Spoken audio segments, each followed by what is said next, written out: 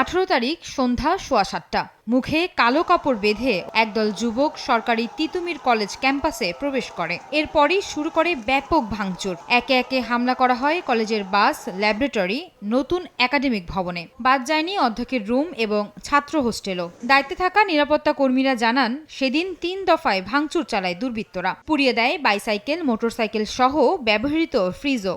ওগুলো পোস্টাল আছে, সব ছিঁড়ে ফেলা দিচ্ছে, ভাঙিচ্ছে এবং খুব বাইরে বাইরে করেছে। মহিলা হোস্টেলে অনেকগুলা প্রায় 1000-এর মতো বাড়ি দিয়েছে। এ ঘটনায় বনানী থানায় মামলা করেছে কলেজ কর্তৃপক্ষ।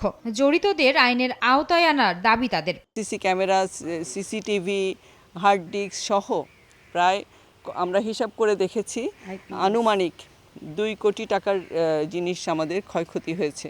এবং আমাদের কলেজে আমরা একটা তদন্ত কমিটি করেছি 5 সদস্য বিশিষ্ট। পুলিশ জানিয়েছে, সিসিটিভি ফুটেজ দেখে জড়িতদের গ্রেফতারে অভিযান চলছে।